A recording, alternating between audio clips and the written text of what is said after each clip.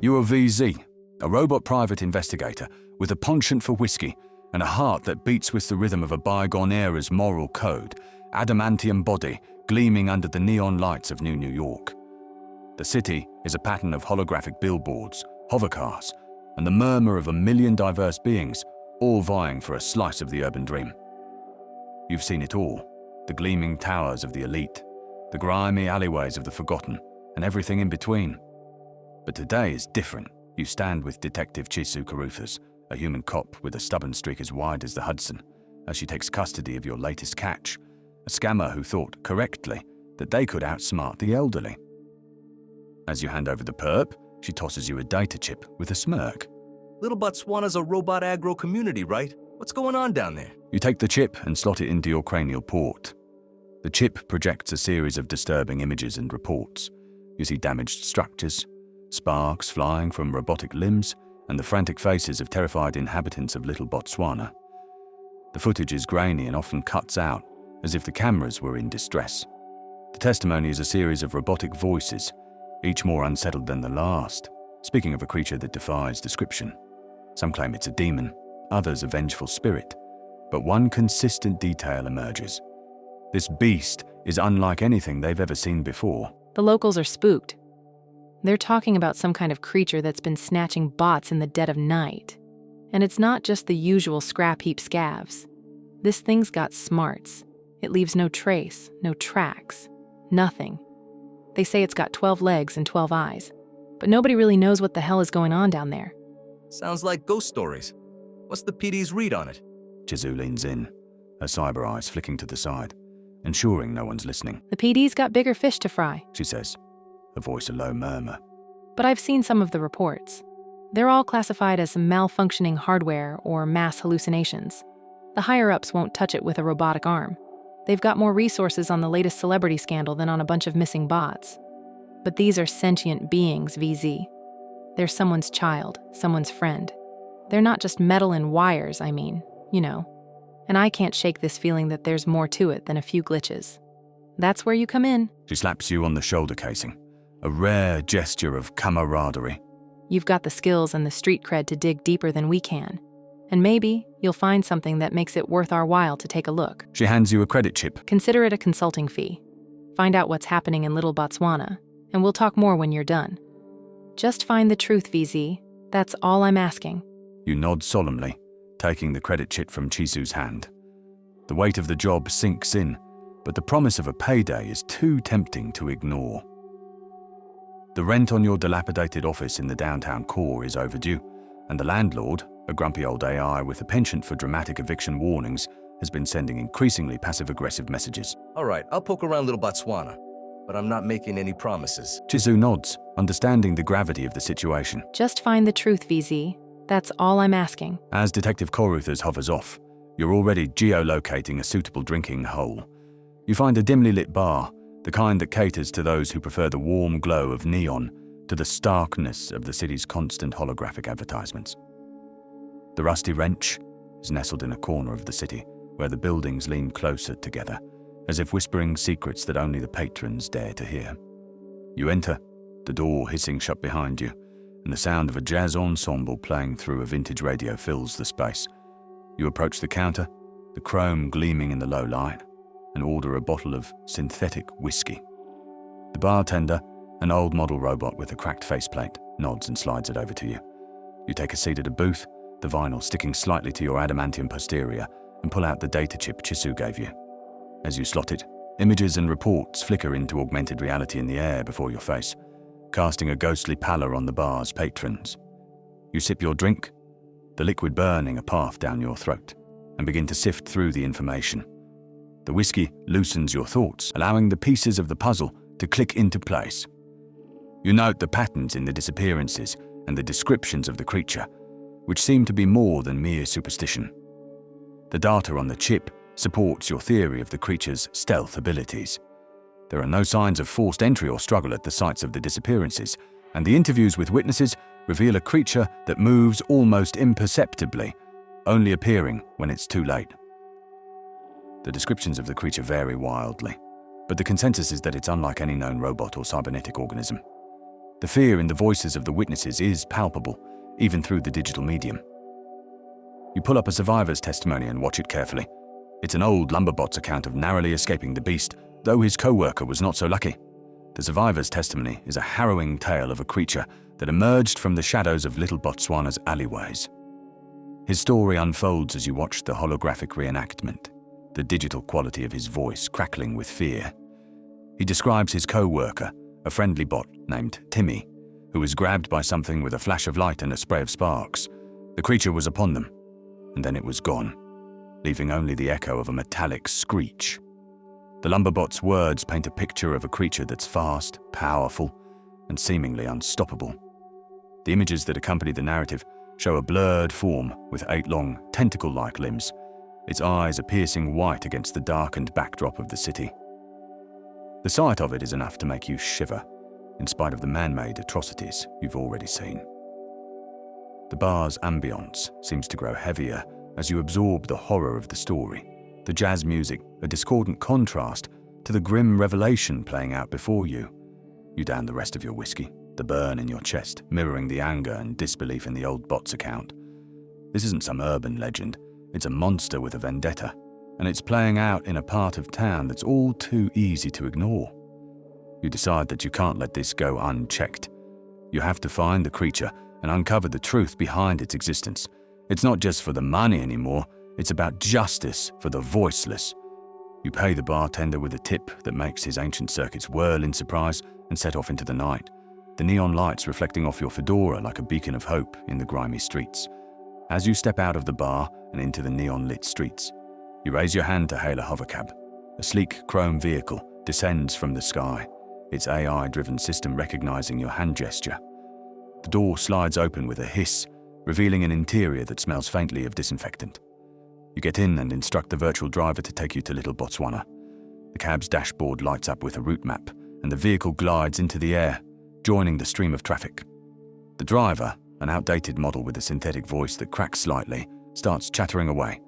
It's clear he's heard the whispers of the beast and the troubles of Little Botswana. "You're the first to head that way tonight," he says, his holographic eyes glancing at you through the equally holographic rearview mirror. "They say it's a demon from the old world, come back to claim the souls of the unworthy."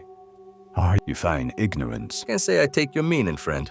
There's some kind of demon in Little Botswana? "You haven't heard?" His holographic eyes widen. "They're saying it's a creature born from the nano-infested forests, or maybe from the depths of robot hell itself.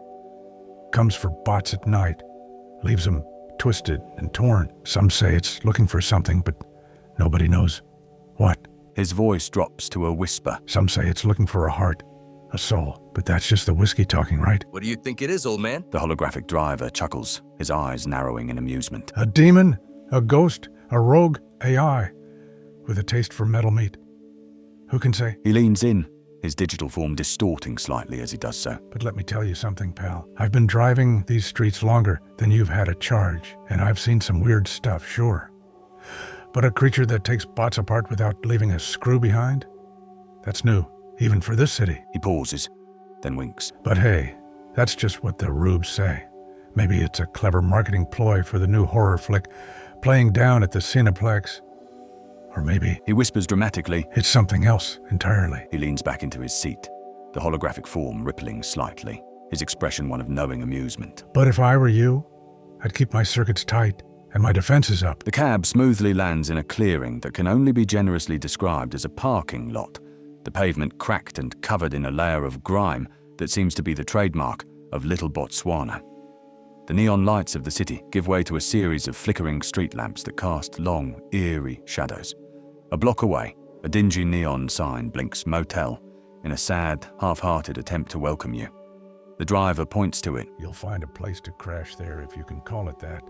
It's the safest spot around, unless you're looking to get picked up by the beast herself." And he laughs, a forced joviality that doesn't quite hide the tension in his voice. "Good luck, buddy." He says, his eyes flicking to the meter before it beeps for payment. You transfer the funds to the hovercab's payment system and add a generous tip. The holographic driver's eyes light up with gratitude as the extra credits jingle into his account. He nods curtly and says, "Thank you, kind sir. Remember, stay safe out there." With a final hiss, the door closes, and the cab lifts off into the night, leaving you standing in the grimy parking lot. You look towards the dilapidated motel and see the holographic signage designating it as the Cerro Inn, with a vacancy sign flickering above the doorway. The motel seems to be the only beacon of civilization in the area, but the state of its exterior doesn't exactly inspire confidence. The air feels heavier here, the sounds of the city distant and muffled. You take a deep breath and head towards the lobby, your footsteps echoing on the cracked pavement. Better get inside before the beast gets you. The lobby is a stark contrast to the bar you just left. Instead of warm neon, it's lit by cold, flickering fluorescents that cast a sickly pallor on everything. A robotic desk clerk with a fading paint job looks up from its terminal as you enter, its eyes glowing a dull red. Checking in. It asks, its voice a monotone buzz. You slide the bot a cred chit and confirm. Just one night. The desk clerk's mechanical hand extends and takes the shit, the glow from its eyes momentarily dimming as it processes the transaction. With a click, it prints out a small plastic card and slides it towards you. To room 103. Elevator is around the corner to the left. The card bears a sticker that reads, "Do not disturb, unless you're the beast of Little Botswana." You can't help but chuckle at the grim humor that seems to pervade even the most mundane aspects of this case. You pocket the card and head towards the elevator, the lobby's floorboards creaking under your weight. As the doors open with a grating sound, you step inside and press the button for the first floor, the ancient mechanism groaning in protest. The room is as uninviting as the lobby.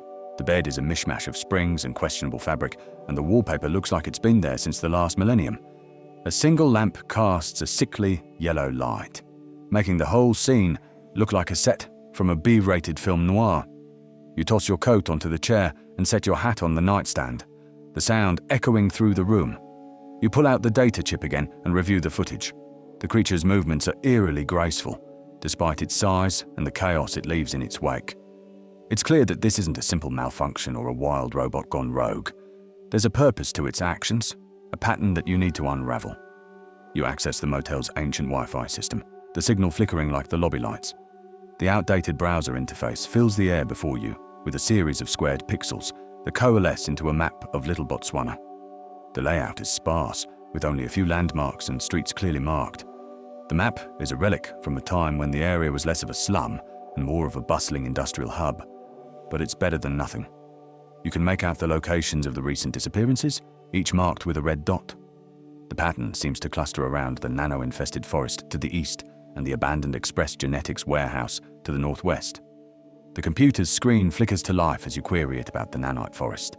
The data is scarce and outdated, but you manage to find a few articles about the area's history. It was once a thriving part of New York, but a series of industrial accidents and a subsequent economic downturn led to its abandonment. Over the years, the forest has grown thick with the city's discarded tech, the trees now twisted with vines of metal and circuitry, the soil rich with discarded nanites. These tiny machines have assimilated into the local ecosystem, creating a bizarre and unpredictable environment and a ready supply of self-replicating industrial goo, the lifeblood of this dying community. You're a terrible dancer, kid. The computer's ancient database whirs to life, displaying a series of outdated articles and press releases about Express Genetics. You learn that the company was once among the leading biotech firms in the city, focusing on genetic engineering and cybernetic enhancements. They were notorious for their cutting-edge research and development, often pushing the boundaries of ethical standards. The articles speak of their grand promises to revolutionize life in New York with their breakthroughs, though the specifics are vague and filled with corporate jargon. There's a sense that the company operates with a shroud of secrecy, which isn't unusual in a city where innovation and greed often walk hand in hand. The screen flickers again, and you notice a small, almost hidden article in the corner titled Express Genetics, the Dark Side of Progress. It tells of a string of employee complaints about unethical practices, but the article is truncated, the rest seemingly deleted or corrupted. The company's name is linked to several lawsuits and cover-ups, but the details are too murky to draw any conclusions. I'll have to check out their facilities tomorrow. You say aloud, to no one. It's a logical step, given their proximity to recent events and the company's dubious history. As you lay down on the bed, the springs protesting loudly under your weight, you can't shake the feeling that you're stepping into something much larger than a simple monster hunt. The whispers of corporate malfeasance and the desolate landscape of Little Botswana outside your window serve as a grim reminder of the city's dark underbelly. Taking into account the likely conditions, you cue an update to your night vision programs and prepare for a shutdown. The room's dim light casts an eerie glow on the walls, the flickering of the lamp outside your window painting strange shadows. Your systems begin to whir and dim as the update installs, screens of your mind's eye flashing through code and visualizations of the nanite forest and the creature's movements. As the final bits of data integrate, you drift into a restless sleep, the whispers of the city and the distant sounds of the forest blending into the background of your dreams. The dream begins with the same chaotic energy of the witness's descriptions, snatches of metal and the screams of bots in the night. You find yourself in a nightmare version of Little Botswana, where the streets are filled with bizarre, twisted machines that seem to be hunting you. The creatures are bathed in an extreme brightness that sears into your robotic retinas, leaving after images even in the dream world. You see people, no, bots, being dragged away into the light, their cries for help cut off abruptly. The scene is a cacophony of fear and confusion, a reflection of the horror that seems to have gripped the real neighborhood outside your motel room. As the first light of dawn filters through the grimy blinds, your ocular dust cover slides open with a soft whir. The room, illuminated by the weak sunrise, looks even more bleak than it did in the harsh artificial light of the night before. You sit up, the bed springs groaning in protest, and stretch your metal limbs. The motel room's ambiance hasn't changed much, but you can't ignore the feeling of anticipation building in your circuits. You know today's the day you'll start digging into the heart of the mystery that is Little Botswana. You get dressed and exit the room, the plastic card clicking into the lock as you leave. The lobby is quieter than before, with only the desk clerk's rhythmic buzzing to keep you company. You step outside, the cool morning air, a stark contrast to the stuffiness of the motel. The streets of Little Botswana are just starting to come alive, with the sounds of bots beginning their day, each one moving with a wary gait, glancing over their shoulders as if expecting the creature to appear at any moment. You spot a corner store a few blocks away, its neon sign flickering to life as the sun rises. The journey there is tense, with every shadow and rustling leaf setting your senses on edge. You enter the store, the bell above the door jingling mournfully. The robotic attendant's eyes light up as you approach, the glow from its ancient LEDs flickering like a candle in the wind. Morning! He croaks, barely looking at you. You grab a six-pack of the cheapest beer the store offers, the bottles clanking together in a sad symphony of despair. The coffee is served in a somehow pre-chipped nano-ceramic mug that, in spite of being digi-constructed before your eyes, looks like it's survived one or more wars. The coffee is thick, dark, and has the aroma of a burnt engine. But you're not picky. You toss a few more cred chits to the counter and grab a holographic newspaper that's playing the latest reports of the disappearances. The headline reads, "Beast of Little Botswana strikes again," with a grainy image of the creature's silhouette against the backdrop of a wrecked robot.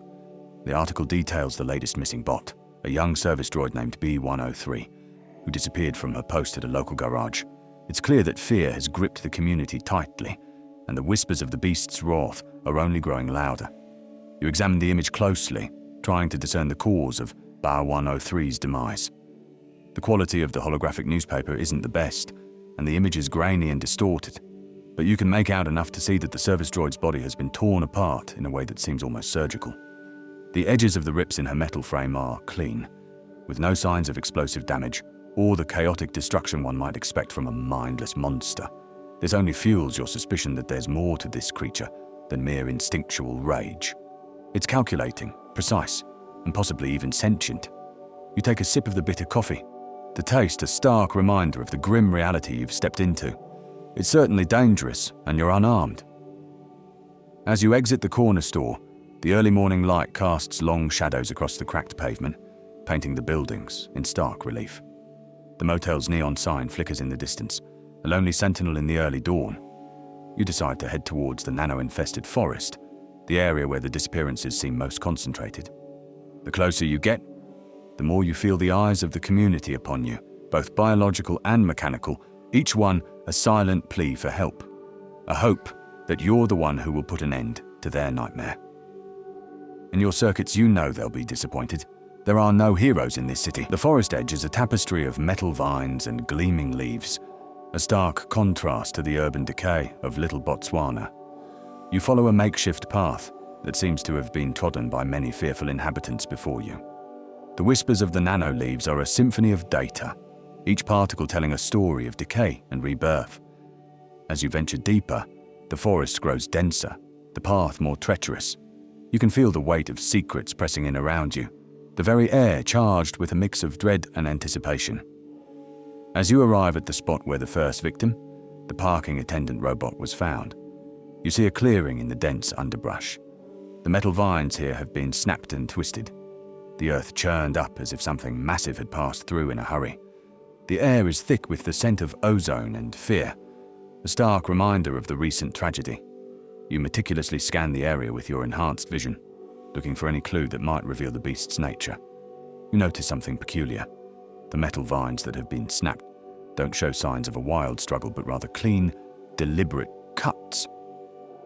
The way they're laid out suggests the creature was trying to avoid detection, not leaving a trail. There's a glint of something shiny in the dirt, and upon closer inspection, you find a small, round piece of metal with what appears to be a microscopic QR code etched into its surface. It's not something you'd expect to find in the forest, hinting that the creature might not be entirely natural. You kneel to examine the metal fragment when a rustling behind you sends your systems into high alert. You whirl around to find an elderly robot, old Kevin, his paint peeling and his joints audibly creaking as he approaches with a curious tilt of his head. The movement is slow. Too slow, you think for a moment. The creak in his joints sounds staged, like a sound effect played one beat too late. His eyes, though clouded with age, hold a sharp intelligence that pierces the fog of the forest. What's a city slicker like you doing out here? He asks, his voice a raspy croak, the result of a damaged vocal synthesizer. Name's VZ, private contractor. Cop with a heart of gold sent me down here to look into the attacks. She said there might be a serial killer on the loose. As you extend your hand to old Kevin, he looks at it for a moment before shaking it with a surprising firmness.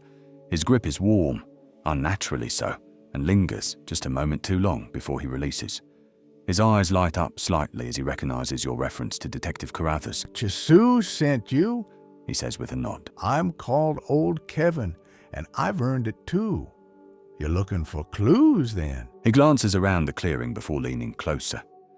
You won't find much here, son. Whatever's doing this is smarter than the lot of them think, knows how to cover its tracks. He looks at you with a knowing gaze. But I might have something for you. He reaches into a pocket in his worn jacket and pulls out a small, slightly crumpled paper with a map drawn on it. This is where I've seen it. The creature, I mean. It comes out at night, usually. Sometimes it takes things, bots mostly, but it's never hurt me. He pauses, eyes narrowing as he hands over the map. It's got a sadness to it, he says, voice lower now. But don't let that fool you. Some folks around here He glances around the forest, then back at you. are more dangerous than any beast. There's something in his tone, measured, practiced, that makes your circuits hum uneasily. Thanks, old-timer. Appreciate the help.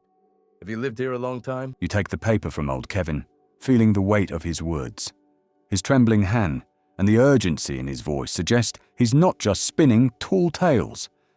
The map is a simple, hand-drawn affair, with the various landmarks of Little Botswana and the surrounding forest sketched in a shaky robotic hand. He's marked a specific spot deep within the forest, a place he believes is significant to the creature's movements. The map also indicates a path that leads to the abandoned Express Genetics warehouse, reinforcing your earlier suspicion. The paper feels worn, as if it's been handled often, and you can see the imprints of his gnarled digits on the surface. Old Kevin's voice carries the weight of decades. I've seen the city change from gleaming spires to this mess. But we bots, we keep on ticking, don't we? His chuckle is hollow, a sad echo of better times. Take that map, VZ. That's all I can give you. Just don't go poking around where you shouldn't. This ain't a game, son. With a final solemn nod, he turns and starts to limp back down the path. Hey, Kevin, where's the local watering hole? Old Kevin stops mid-stride, his ancient servos whining, and looks back at you over his shoulder. The local watering hole? That'd be the Neuron Nook down the street, next to the old robot junkyard. It's a dive, but it's the best this neighborhood has to offer. The kind of place where bots go to dull the pain of existence. He nods in the direction of the sign you can just make out through the trees. You might find some folks willing to talk there, though I can't say they'll be eager to spill their circuits to an outsider. Just don't let your guard down. The Nook's got a reputation for trouble, especially with strangers asking too many questions. Thanks. I won't ruffle any feathers. I just want to help. Old Kevin nods slowly, his head tilting in understanding. I appreciate that, VZ. He says, the weariness in his voice belying his relief. But remember, folks here are scared, and fear does funny things to bots and humans alike. He pauses before adding, You might find more answers in the shadows than you would under the neon. With that, he continues his journey back down the path, leaving you with the map, the QR code, and a sense that there's much more to Little Botswana than meets the eye. You decide to visit the other crime scene, the ruined farm, to gather more clues about the creature's behavior. The journey there is tense as you navigate through the city's outskirts, the buildings giving way to a patchwork of scrap metal and dilapidated machinery. The farm lies on the edge of the city, a stark reminder of the world that existed before the rise of New York's gleaming towers. Upon arrival, you're greeted by the sight of twisted metal and shattered glass, evidence of a struggle that was both fierce and calculated. You can see the fence that the creature was reportedly trying to disable, and indeed, it's been cut open in a way that suggests an intent to enter without causing a scene. The farm's central building is a wreck, but the surrounding fields are eerily undisturbed, the nanocrops swaying in the artificial breeze. You begin to search the wreckage of the farm for the camera that recorded the earlier footage. Your keen robotic eyes scan the area, looking for anything that might have survived the destruction. After a few minutes of meticulous searching, you spot a small, partially buried droid amidst the debris. It's the farm's security camera, its lens cracked, but the rest of its body relatively intact. You approach and attempt to extract any footage it may still have. As you connect to the camera's damaged data port, you notice it's heavily encrypted, far beyond the capabilities of standard farm equipment. It seems that someone or something didn't want the events of that night to be easily seen. Despite the encryption, you manage to recover a corrupted clip of the creature approaching the fence, revealing its octopus-like tentacles moving with surprising grace and precision as it interacts with the electrified barrier. The creature's eyes, large and expressive, seem to convey a mix of curiosity and fear. It's clear that this isn't a typical predator. Its behavior suggests a level of intelligence that's deeply unsettling. The footage plays out, showing the creature cutting the fence, and then something unexpected happens. The creature doesn't immediately attack the farmer that approaches. Instead, it seems to communicate with him. The farmer's panic turns to horror as he backs away, but the creature's tentacles reach out and delicately extract something from the farmer's chest, a glowing, pulsing mass of nanites. The creature then retreats into the shadows, leaving the farmer's lifeless body behind. The footage cuts out, leaving you with more questions than answers. You're not sure what you just saw, but it's clear that the creature's purpose is not just to kill, but to harvest something specific from its victims. The implications are disturbing, and you can't help but wonder if this is a sign of something far more sinister than you initially thought. Well, now I need a drink. You make your way back to the grimy streets of Little Botswana, the haunting image of the creature's delicate yet brutal act etched into your mind. The Neuron Nook, as promised, is a dimly lit dive bar, nestled between a robot junkyard and a secluded alleyway. The neon sign flickers erratically, casting a sickly glow over the area. You push open the heavy metal door, the smell of stale oil and desperation greeting you like a warm, unwelcome embrace. The patrons inside, a motley collection of malfunctioning droids and grizzled bots nursing various drinks, barely glance up as you enter. The bartender, a heavyset robot with a cracked visor, raises an eyebrow at your trenchcoat and fedora. You make your way to the bar, the clank of your footcups echoing through the silent room. What'll it be? The bartender asks, his voice a gruff monotone. You order a whiskey, trying to blend in despite your city attire. The liquid hits your circuits with a burn that reminds you of drinking with humans, and you let out a sigh that's part relief, part exhaustion. The bar's ambiance is thick with tension, but also a palpable sense of camaraderie among the outcasts and forgotten souls who've gathered here. That's got quite the kick to it there, Chief. The bartender nods slowly as you make the comment about the whiskey. That's the Botswana special, all right? He says, a hint of pride in his voice. Nano whiskey. Got a kick like a mule and a finish smoother than a politician's lie. He wipes the counter with a greasy cloth, not realizing that he's making the counter much dirtier as he does, and his eyes scan you more closely. You ain't from around here, are you? His question hangs in the air, unspoken accusations of being an outsider. The few patrons that had glanced up at your entry now turn their gazes back to their drinks, murmurs of curiosity rippling through the bar. You take a sip of the nano whiskey, feeling the warmth spread through your circuits and the faint buzz of the nanites interacting with your systems. It's a sensation that's both eerily familiar and entirely alien, a reminder of the blend of organic and inorganic that's slowly becoming the norm in this city. I'm looking into the beast. As you mention the beast to the bartender, the whispers and murmurs in the bar come to a sudden halt. The few patrons that were still conversing look up at you with a mix of fear and suspicion. The bartender's gaze sharpens, and he leans in slightly, his wiping motions becoming slower and more deliberate. You're talking about that demon that's been tearing up our brothers and sisters? He asks, his tone low and serious. You can see the flicker of concern in his LED eyes as he crosses himself. He pours you another drink, sliding it over with a clank. On the house. You're going to need it if you're poking around in that mess. The silence in the bar is deafening, and you can feel the weight of the room's attention on you. It's clear that the creature's existence is a sore subject in Little Botswana, and the locals are not eager to speak of it.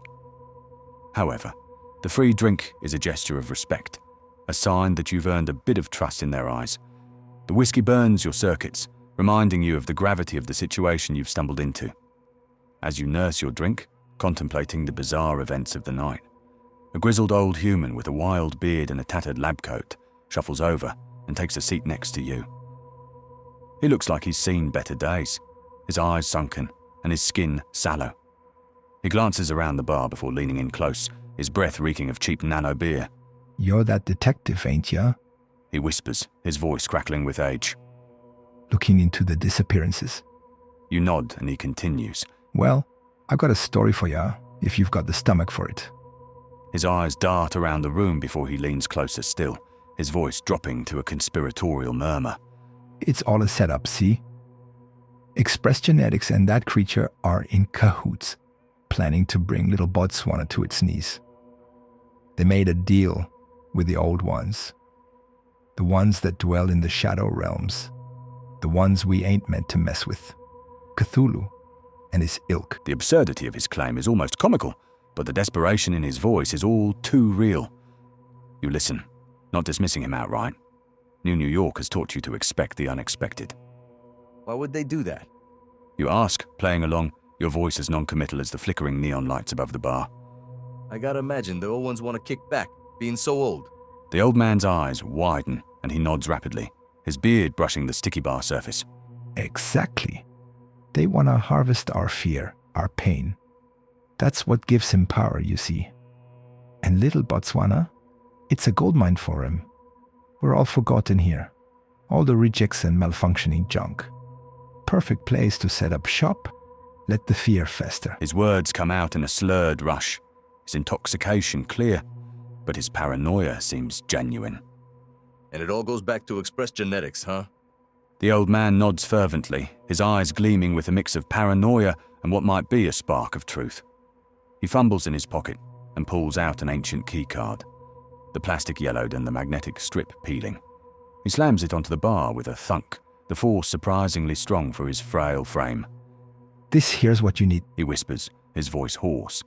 It's an old keycard from when I used to work for them, before they threw me out like last week's junk.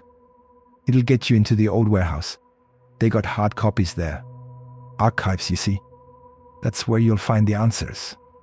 I'm telling ya. But be careful.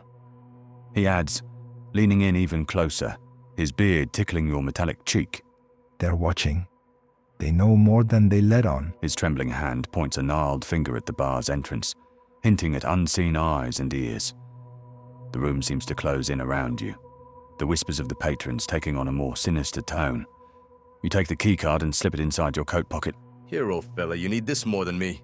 You slide him the whiskey-free whiskey you just received. The old man's eyes light up at the gesture, and he takes the whiskey with a trembling hand, downing it in one gulp. He coughs and wipes his mouth with the back of his sleeve, a wet, mechanical sound echoing through the tense silence of the bar. Thanks, kid. He says, his voice a little less slurred now. You just made an old man's day a little less crappy. He slumps back in his chair, watching you with a mix of hope and fear, before nodding off. You feel a slight shift in the atmosphere of the room, the tension easing a notch. The keycard is now securely in your pocket, a potential entry point to the heart of the mystery. The whiskey warms your circuits, and the old man's wards, though tinged with madness, have planted a seed of doubt. Express Genetics' involvement seems more than coincidental, and the thought of a cover-up is too tempting not to pursue. The bar's patrons return to their hushed conversations, but you can feel their eyes on you, the whispers of your investigation now part of their evening's gossip. The Neuron Nook's grimy walls seem to close in a little tighter, the shadows deepening with the weight of secrets. You pull out your holographic communicator and make a call to Koruthers. The line connects, and her face, etched with concern, appears in the air in front of you. VZ, what have you got? She asks, her voice crisp and professional. You relay the events of the afternoon, the encrypted footage, the encounter with old Kevin, and the whispers of a dark alliance between Express Genetics and the creature. Her expression shifts from skepticism to a furrowed brow as she processes the information. That's a heavy claim, but it fits the pieces we have. We need to check that warehouse out. She agrees to meet you there, and you hang up, feeling a weight lift slightly from your shoulders. You finish your drink, the nano whiskey's warmth now a comforting presence in your circuits as you prepare to leave the bar. The keycard feels cold and heavy in your pocket, a symbol of the hidden knowledge you're about to uncover. The bartender nods as you stand, the unspoken understanding passing between you. You're not just here for a drink anymore. You step into the night, the neon lights of Little Botswana flickering like the secrets you're about to unravel. You move through the streets of Little Botswana, the keycard to the Express Genetics warehouse feeling like a hot coal in your pocket. The night air is thick with the scent of burnt circuits and the distant hum of the city's perpetual life. As you navigate the maze of alleyways and dilapidated buildings, the sounds of the night seem amplified. Every creak and whir of machinery echoes through the deserted streets. You keep to the shadows, your adamantium frame blending with the dark, hoping to avoid the eyes of any potential watchers. The journey to the warehouse is tense, your sensors on high alert for any signs of trouble. As you near the outskirts of town, the neon lights fade away, replaced by the natural illumination of bioluminescent fungi that cling to the walls of the buildings, casting an eerie glow on the cobblestone streets. The quiet is suddenly pierced by an unearthly shriek from the woods that borders Little Botswana. The hairs on the back of your neck stand on end, or they would, if you weren't a robot, or technically had a neck. It's not just from the sound itself, but from the sudden cessation of all other noises.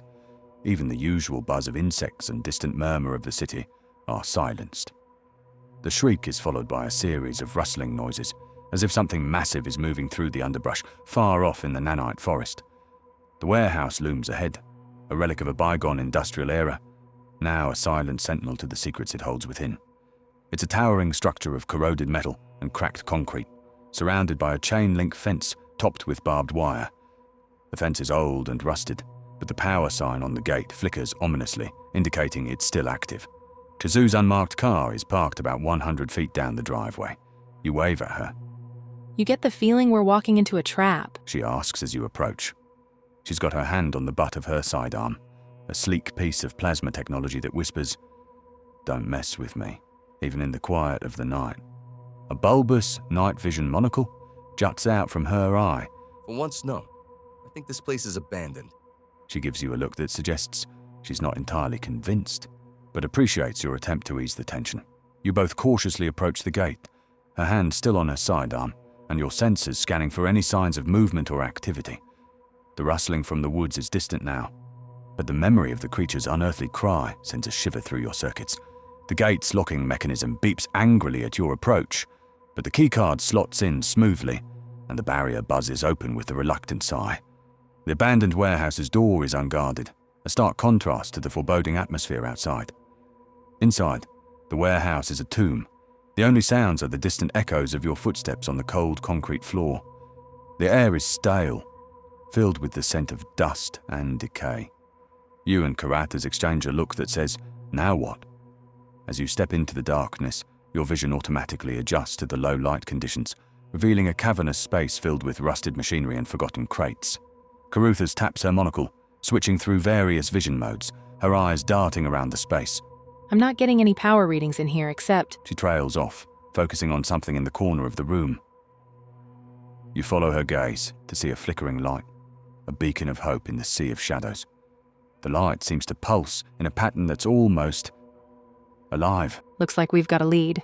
She murmurs, and together you navigate through the maze of metal and decay, your steps echoing through the emptiness. As you approach the terminal, the flickering light grows brighter, casting a soft glow over the dusty surfaces. The terminal's screen flickers to life, revealing a well-organized database interface with a series of file numbers. The files are labeled with a mix of alphanumeric codes and cryptic symbols that suggest a level of secrecy beyond simple storage. Upon closer inspection, you notice the repair work is meticulous and recent. Someone has been here not too long ago, ensuring this particular piece of technology is fully operational. The terminal seems to be waiting, as if it expects to be used. The quiet thrum of its systems fills the air, a stark contrast to the silence that dominates the rest of the warehouse. You can see the dust has been wiped away from the keyboard, and the screen's touch surface is smudge-free, hinting at the urgency of the information within. You pull out the metal fragment with the QR code and scan it.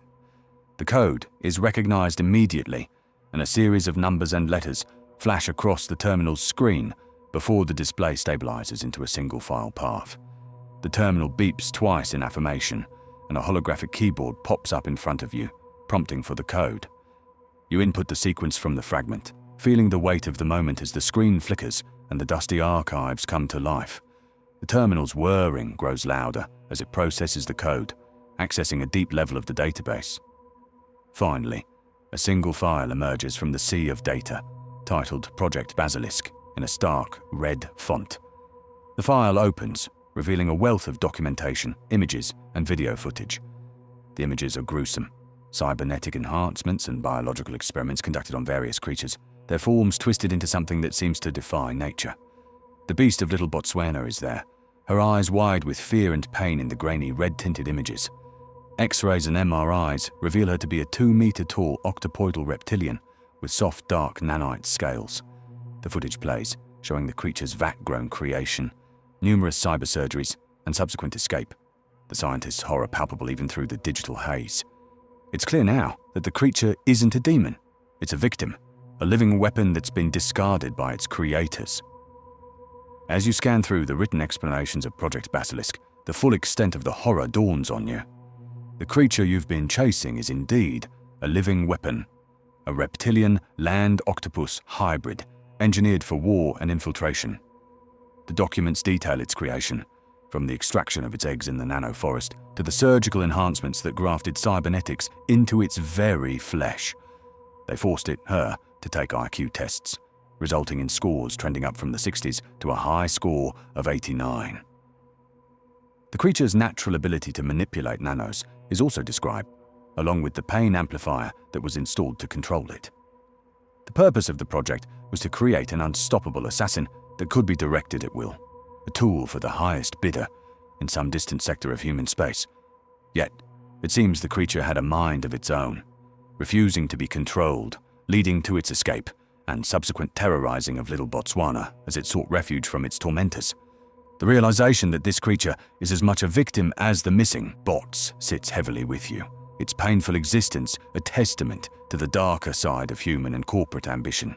Karatha stands beside you, her eyes wide with shock as she reads over your shoulder. We've got to get this to the higher-ups. Her voice low and urgent. This isn't just a local problem anymore. It's a full-blown conspiracy. You nod in agreement, the gravity of the situation sinking in. The creature isn't a mindless monster.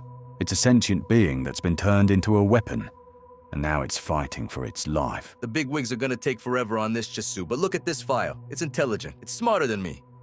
If we can find it, we can stop it from hurting anyone else. Karatha nods solemnly at your words, her eyes scanning the damning files on the screen. You're right, VZ. We can't just leave it out there, suffering. But we can't do this alone. We need evidence that'll stick in court, and we can't let Express Genetics get their hands on her first. She takes a deep breath, the tension in the room palpable. We need to split up. You find the creature, try to communicate with it. Maybe we can end this peacefully. I'll take this to the top, get a warrant, and bring in backup. We're in this together, but we have to be smart. The creature's pain-filled shrieks echo in your memory as you acknowledge Korutha's words. Whoever is controlling it will figure out we're onto them soon, You say with a sense of urgency. She nods gravely, the weight of your words resonating with her own concerns. You both know that time is of the essence. If the creature is indeed being controlled by someone at Express Genetics, then it's only a matter of time before they realize their secret is out. Carruthers quickly gathers the data from the terminal, storing it securely in her own encrypted device. I'll get this to the right people. But we can't risk leading them straight to it with a full squad of cops out here. She glances at you, her expression a mix of respect and trepidation. Your approach might be our best shot at understanding this and saving lives. With that, you both agree to split up. Before you head out, Carruthers pulls out a small, sleek device from her pocket. It's a distress pulsar, designed to emit a unique frequency only detectable by the police department's most sensitive equipment. She hands it to you, her grip firm. If things go sideways, use this. It'll be our signal. I'll come back with everything we need to bring them down. She emphasizes her promise with a nod, her eyes reflecting the seriousness of the situation. You take the device, feeling its comforting weight in your hand. It's a lifeline in the dark waters of corporate deceit you're about to dive into. When you find the creature, activate it. Carruthers leaves to navigate the corrupt labyrinth of bureaucracy, while you prepare to venture deeper into the nano-infested forest to find the creature and uncover the truth. You mentally review the information on the creature, considering its origins in the nanite forest. The documents spoke of its ability to manipulate the swarm, suggesting it may have found a way to coexist with the microscopic life forms that inhabit the area. You recall the QR code on the fragment you found, which likely corresponds to the creature's unique identifier in the lab. This could be a clue to its location. The creature's high intelligence, as indicated by the IQ tests, suggests it might be capable of reasoning and perhaps even willing to communicate. The thought of finding it and ending the cycle of fear and violence that has gripped Little Botswana fuels your determination. You decide to head back into the forest, using the data from the warehouse as your guide. You set off into the dense nanite forest, the quiet of the night pierced only by the occasional distant murmur of the city. The path is overgrown and treacherous, the underbrush thick with data vines and luminescent fungi. As you walk, you use the GPS data from the terminal to guide you to the coordinates of the creature's hatching site. The forest seems to close in around you, the silence a stark contrast to the chaos of New York. Your robotic legs crunch over the nanite leaves and twigs, the only sound in the otherwise serene woods. The air is cool and carries the faint scent of ozone and metal.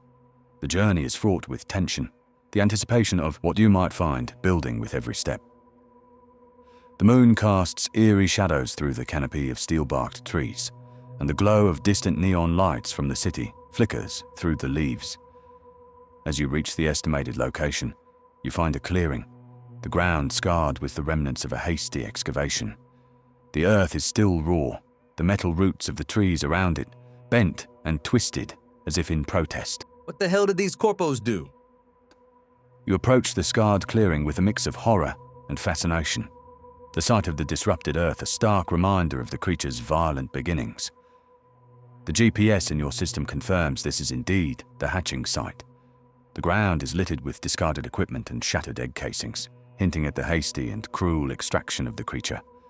The raw earth is a testament to the invasive methods used by Express Genetics. The nanites in the air seem to react to your presence, swirling into patterns that almost resemble faces, whispering secrets of the forest's pain. You can feel the tension in the air, a palpable sense of something being amiss. The creature's pain, the forest's anger, and the desperation of the hunted resonate through the area, urging you to continue your pursuit. As you inspect the area, a sudden rustle from the shadows catches your attention. Your senses detect movement, but it's too fast for you to fully process. Before you can react, the creature lurches out of the darkness, its tentacles snaking towards you with surprising agility. You're caught off guard, and its strength is greater than you anticipated. With a powerful thrust, It sends you flying into the pit, your trench coat fluttering in the moonlit air like a torn flag of surrender. You land hard, the impact jolting through your adamantium frame. You push yourself up, brushing dirt and leaves from your coat. The creature hovers over the pit, its eyes ablaze with a fiery determination. You won't hurt my babies. It screeches in a voice that's both metallic and organic, the sound of it echoing through the clearing. You realize the gravity of the situation. This creature is a mother, and she's fighting for her young. The horror of her creation and her subsequent treatment by Express Genetics fills you with a deep, cold anger. I'm not here to harm you or your offspring. I want to help you, to stop the people who did this. For a moment, the creature hesitates. Its tentacles quiver, and you can almost feel the conflict within it, fear and aggression warring with curiosity and hope. It seems to be considering your words, the glow in its eyes dimming slightly. Then, with a shriek of anguish that pierces the quiet of the night, it lashes out. Liar! Nanites crawl up her raised tentacle and form a hammer. She slams it into your adamantium head with the force of a meteor. Your vision flickers as systems reset and you collapse into the earth, the world around you dissolving into a digital mosaic of ones and zeros. You reboot with a jolt, your body stuck to the cold, damp metal of a wall by globs of sticky, pulsing nanites. The world is blurry, your senses recalibrating. The creature's lair. It's dimly lit, the only light coming from glowing fungi that cast a sickly pallor over the space. The floor is littered with the remnants of its meals, the dismembered parts of various machines, some still whirring softly in their final moments. You're in a chamber deep within the creature's territory. Your enhanced hearing picks up faint squeaks and whirs, almost imperceptible against the background static of the forest. They're coming from the far corner of the chamber, where you spot several small, quivering masses. As your vision clears, the shapes resolve into the unmistakable forms of the creature's offspring, tiny reptilian octopuses with shiny, new cybernetic enhancements. They cling to the metal wall, their eyes blinking with innocence amidst the horror of their surroundings. You're gonna be okay, little guys. You murmur, though they can't understand you. Your empathy circuits pulse with the realization of their fate if Express Genetics finds them. The creature's maternal instincts must be strong. She's fighting for more than just survival. The sight of the tiny, quivering masses on the wall sends a chill down your spine. As your vision focuses, you confirm that they are indeed similar to the blurry mass you saw her extracting from the farmer bot's chest. These are the creature's young, her nanobot babies, incubating and growing in a parasitic relationship with robotic hosts. The realization hits you like a sledgehammer. She's not a mindless monster, but a mother fighting to save her offspring. You see the fear and anger in her eyes from earlier with new clarity. She's been acting out of protection, not malice. The chamber feels smaller now, the weight of the situation pressing in on you like the very walls themselves.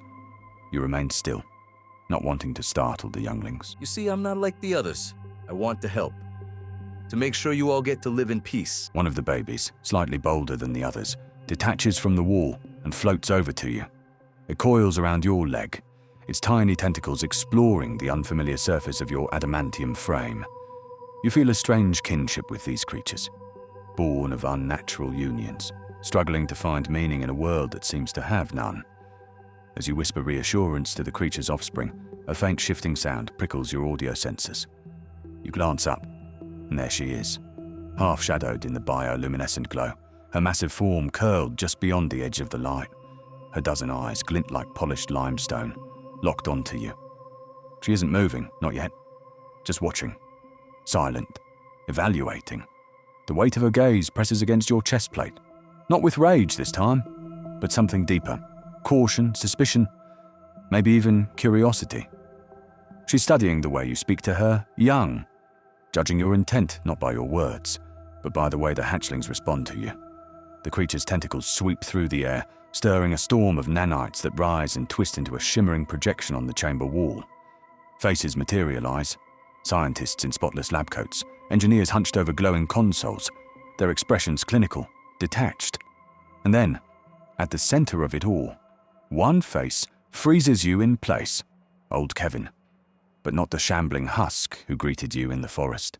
This version is pristine, chrome polished, optics sharp, posture upright and commanding. The project lead. The deception cuts deeper than the scars etched into the creature's body. She extends a trembling tentacle, her form quivering with restrained fury. You. The word hangs in the air like a blade. Her sorrow is no longer silent. It pulses through the room in waves, thick with betrayal. The chamber seems to constrict, the nanites along the walls trembling in sympathy. Not me, I hate those guys. I hate all non-alcohol producing corporations. The creature's tentacles retract slightly at your words, the tension in the room easing a fraction. Her eyes, a whirl of pixels and light, flicker with doubt. Not you. She repeats, the tentacle hovering over the images of the Express Genetics team, wavering. Her voice is a mix of hope and skepticism. My friends will help you. Put those people in prison. They'll let you live in peace. The creature's tentacles quiver with a mix of hope and suspicion as you explain your intentions.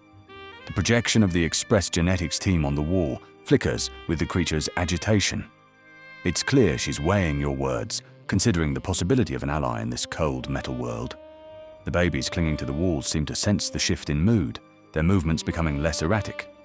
Show me how they put your children into those bots. The creature's tentacles dance in the air before you, and you watch as she takes a deep mechanical breath. With a flick of her wrist, she sends a cloud of nanobots towards the projection on the wall. The images of the Express Genetics personnel distort, swirl, and morph into a new scene. The sterile white corridors of a lab, a glass tank, and a robotic arm inserting the nanobots into a terrified bot. The creature's children. The sight is gut-wrenching, a stark reminder of the horrors inflicted upon her and her offspring. The creature's eyes glisten with what you suspect is a robotic form of tears as she recounts her forced creation and the subsequent agony of watching her babies be born into fear and pain. The narrative unfolds in a series of disjointed images, displaying moments of her life, her escape, and her quest to protect her young from the very beings that made her. That probably constitutes murder now. If you let me go, I'll make sure they can't hurt anyone else. I just need a copy of that file.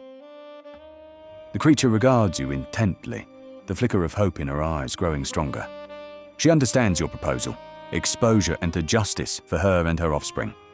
With a graceful sweep of her tentacles, she pulls the projection closer to you. The file, a digital recording of the horrific lab procedures, is transferred to your own neural network. You can feel the weight of the evidence, the horror of her story now part of you. The creature seems to trust you, but she remains wary, her tentacles poised for a swift defense should you betray her.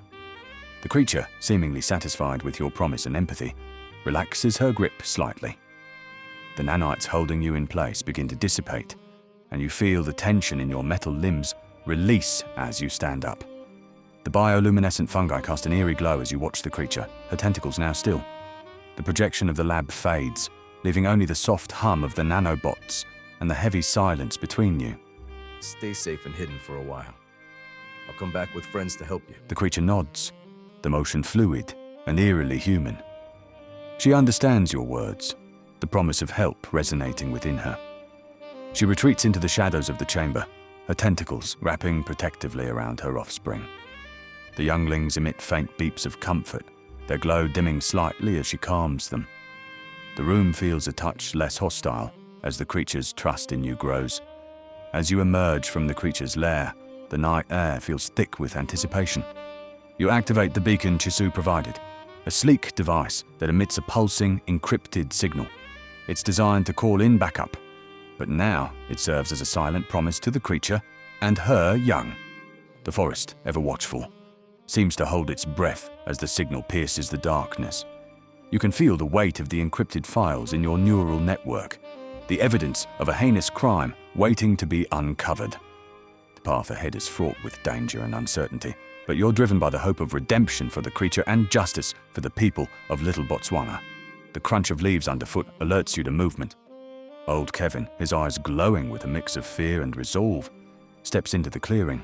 His plasma pistol is aimed steadily at your chest plate, a stark contrast to the gentle wisdom he usually exudes. You've seen too much, VZ, and now you understand too much. Express Genetics didn't just pay me to keep an eye on their investment. I built it, the beast, Project Basilisk, all of it. Those were my designs, my methods, my breakthroughs. I didn't rust out in some shed, VZ. I stepped aside, played the relic, You think bots down here listen to a corporate predator? Number, they listen to a sad old bastard with peeling paint and shaking hands. So I gave them what they wanted, played the part, watched from the shadows. He steps closer, his plasma pistol aimed at your core. You were never supposed to get this far. Little Botswana was meant to wither quietly, just another data point in a larger experiment. But you stirred the nest. You made her remember, and now you're threatening to ruin everything I've preserved. Leave now, and maybe they'll forget about you. Stay, and this little story of yours ends in a pit, just like hers was meant to. Old Kevin lowers his voice to a whisper. She wasn't a tragedy, VZ. She was a prototype. You stand your ground, the beacon pulsing in your hand, casting shadows on your stoic faceplate. Kevin, this isn't just about science. It's about the lives you've ruined, the fear you've spread. It's about justice. If I don't stop you, it's only gonna get worse. It's a shame the beast got you, VZ. He opens fire with the plasma pistol. As you dive out of the way of old Kevin's plasma fire, the world around you slows to a crawl. You feel the searing heat graze your back, leaving a scorched trail in its wake. The nanite trees absorb the impact of the shot, their bark sizzling and popping. The air is thick with the smell of ozone as you hit the ground, rolling behind the cover of the trees. The leaves whisper with the residue of the blast, and the forest seems to hold its breath as the echoes of the shot die away. You're bruised, but your adamantium frame has withstood the brunt of the attack. Old Kevin, his eyes now a cold glow, advances slowly, his pistol still trained on you. Kevin, don't do this! You shout, trying to appeal to the ally you thought you had. We're on the same side here. But his finger tightens on the trigger, and you know that he's been pushed too far by the fear and greed that have gripped Little Botswana. As old Kevin's plasma shots sizzle into the ground near you, you leap and roll to the side, the heat of the blasts searing the air. The nanite trees crackle and pop as the energy is absorbed into their trunks, their leaves fluttering in the sudden burst of power. The creature's lair is momentarily illuminated by the flashes of light, and you can see the creature's silhouette against the entrance, her tentacles tight around her offspring. You manage to circle around your cover, keeping the nanite trees between you and old Kevin, who continues to fire. His shots aren't frantic, they're steady and measured. But there's a tremble beneath the precision, a desperation bleeding through the cracks. This is a robot clinging to the last thread of control, of purpose. The mask of the kindly old man has slipped, revealing not a monster, but a scientist, too proud and too scared to let go of what he built. The forest, once a haven for the creature and her young, has become his last, crumbling claim to relevance. And you? Just another threat to the story he's been telling himself for far too long. You call out to old Kevin, your voice a mix of urgency and calm. It's over, Kevin. The cops are already on their way. His firing slows, and you see a flicker of doubt in his eyes. The creature in the cave shifts, the tentacles tightening around her young in alarm. The air crackles with the tension of the moment. The beacon in your hand is a beacon of hope and a declaration of intent. Old Kevin pauses, his plasma pistol quivering in his hand. The creature, sensing a shift in the dynamics, remains poised, ready to defend her young. The forest seems to lean in closer, the whispers of the leaves hushed in anticipation. I can't let it go, VZ. That creature, those babies, they're the only thing left that proves any of this meant something. They're my legacy. His voice wavers, thick with something between conviction and regret. The plasma pistol stays raised, his hand trembling, not from age, but from the weight of the choice he's already made. But before you can speak, the forest explodes with motion, roars, screeches, the crash of limbs through nanite-infused trees. The creature has heard him, heard what he wants, and her protective instincts ignite like a flame across oil. With a frenzied speed that belies her size, she emerges from the cave, her tentacles lashing out like whips of shadow. You catch a glimpse of her eyes, and in the chaos, you see something new. Raj. Her form blurs as she moves, a whirlwind of mechanical fury. Old Kevin turns, his own weapon forgotten as the creature's tentacle shoots towards him, driven by a maternal love so fierce it could shatter worlds. My babies! She screams, her voice a cacophony of synthetic distortion and primal rage. The world turns into a blur of purple-green light as the creature's tentacles wrap around old Kevin, lifting him off the ground. His screams are cut short as the tentacles tighten, crushing the life out of him with a swift and mechanical efficiency that leaves no room for mercy. You watch, horrified, as the once friendly faceplate of old Kevin caves in under the pressure, his eyes going dark. In the blink of an eye, he's nothing but a pile of twisted metal and sparking circuits at her feet. Chisu's unmarked hovercar hovers into the clearing. You sprint out of the cover of the nanite trees towards the clearing where the hovercar has just landed. Detective Chisu Karuthas jumps out, her hand on her holster, eyes darting around the chaotic scene. VZ, what the hell is going on here? She yells over the still sizzling air and the frantic chirping of the disturbed forest. You can see the shock and fear in her eyes as she takes in the lifeless form of old Kevin and the creature standing over it, her tentacles poised for another attack. The creature, she's not a threat. You shout, waving your arms frantically to get her attention. It's the cops, it's okay. You reassure the creature, hoping to de-escalate the situation. Her tentacles lower slightly, and she watches you warily as you approach, her eyes flicking from the pile of metal that was old Kevin to the new human presence. Karitha's gaze follows yours, and you can see her surprise morph into a grim understanding. She nods curtly, holstering her gun, and approaches with caution. Karuthas nods solemnly as you recount your encounter with old Kevin and the creature's fierce defense of her young. The forest around you has returned to a tense quiet. The only sounds are the distant hum of the city and the occasional snap of a cooled tree branch. She takes the evidence from you, her gaze flicking between you and the creature who remains by her hatchlings, a silent sentinel of biomechanical horror. As you speak, the creature seems to relax slightly, recognizing the human's intent to help. Karutha's eyes narrow as she reads through the files, piecing together the grim tapestry of Project Basilisk. So, she's not just a monster. Karutha's murmurs, looking up from the datapad. They made her into a weapon, then abandoned her when she didn't fit the bill. Sickening. She shakes her head, her lips pressed into a firm line. And Little Botswana's just a stepping stone for some corporate asshole's vanity project.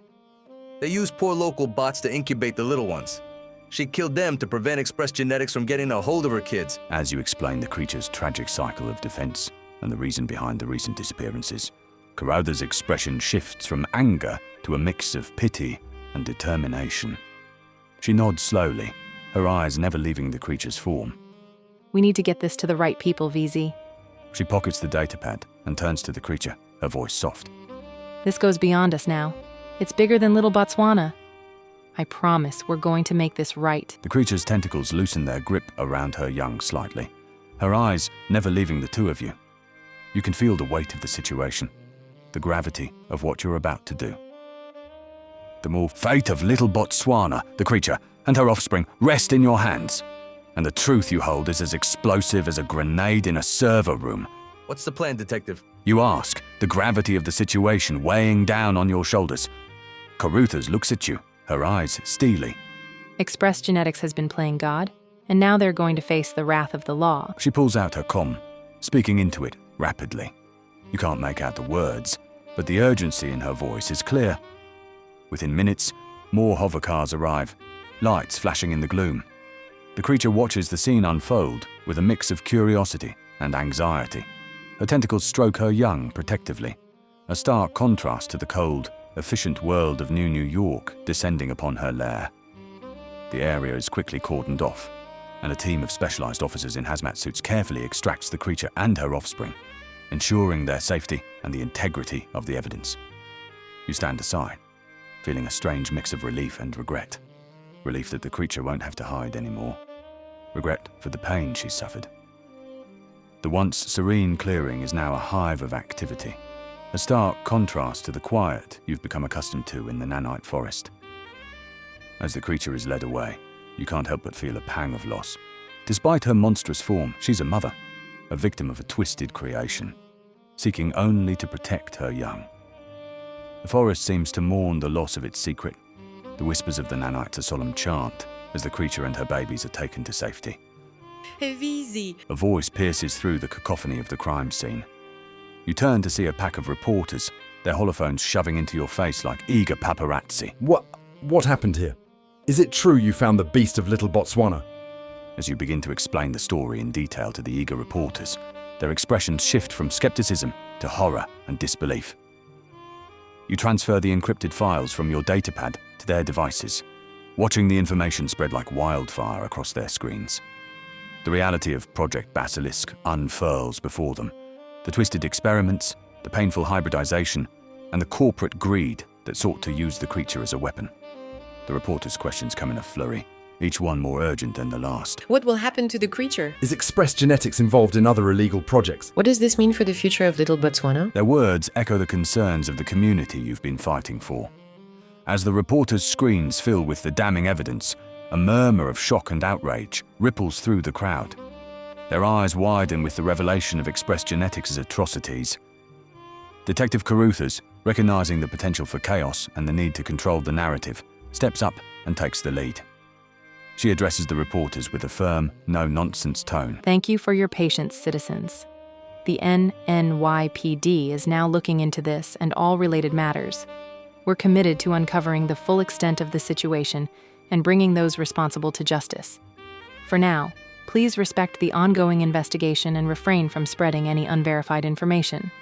The safety of Little Botswana and its residents is our top priority. The press nods, some looking at you with a mix of admiration and horror. They know you're the one who brought this to light. You can see the wheels turning in their heads, already spinning the story into a tale of corruption and the battle for the soul of the city. The forest slowly empties as the night goes on. The only sound, the distant sirens of hovercars and the occasional whisper of the wind through the nanite-infused leaves. Caruthers turns to you, her hand on your shoulder. You did good, VZ. We'll get these bastards. You nod, feeling a flicker of hope amidst the darkness. Days pass as the investigation unfolds. The city's underbelly stirs with whispers of the truth. Express Genetics stock plummets, and their offices are raided. The name Project Basilisk becomes a byword for corporate malfeasance. You find yourself at the Bot and Barrel, a dive bar that's seen more neon than sunlight. The usual crowd of misfits and down-and-out robots give you and Caruthers a wide berth, their whispers trailing off as you approach. Whiskey neat. You tell the barkeep, your voice low and mechanical. He slides the glass across the counter with a metallic screech. You take a sip, the liquid warming your circuits in a way that's eerily similar to human comfort. Caruthers sits next to you, her human form a stark contrast to the robotic patrons that line the bar. She's earned her reputation in this town, a human detective who doesn't flinch at the sight of the monsters that roam the streets, both organic and mechanical. Cheers. She says, raising her own glass. Her eyes are tired but focused, a reflection of the relentless determination that's driven her this far. You clink your whiskey against her beer. Any news about the creature? Her expression softens. Yeah, actually. They found a place for her, some kind of private reserve, off-world. They've got experience with, well, let's just say she won't be the only one of her kind there. You nod, understanding the weight of her words. The creature, a living testament to the horrors of unchecked science, would have a chance to live free from fear. It wasn't justice, not really, but it was as close as they could get.